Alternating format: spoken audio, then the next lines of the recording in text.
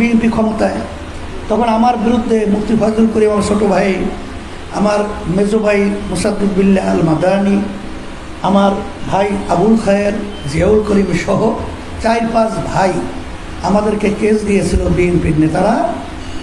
এক নেতার বিএনপির পকেট থেকে আমি 5,000 টাকা ছিনতাই করে নিয়েছি।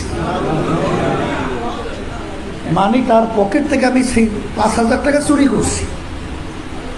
এই কেস বিএনপি ক্ষমতা থাকা অবস্থায় আমার বিরুদ্ধে দেয়। সেই কেসের মাধ্যমে বরিশাল আদালত, ম্যাজিস্ট্রেট কোর্ট আমাকে 5 বছর সাজা দিয়ে দেয়। আমাকে সহ আমার 5 ভাই সহ আমি জেলে গেছিলাম। আমার ভাই ফজলুল করিম তিনিও জেলে গেছিল, আবুল খায়ের তিনিও জেলে গেছিল। যাওয়ার পরে সেই মোটা রুটি ডাল কিন্তু আমি খাইয়ে আসছি। সেখানে আপনারা জানেন যে আমার মতো একটা ছেলে যদি 5 বছর জেলে থাকে, আমার ক্ষেত্রেই যদি এই ঘটনা ঘটে, তাহলে অন্য মানুষের ব্যাপারে তারা কি করছে এটা তো আর বলতে বাকি থাকে না।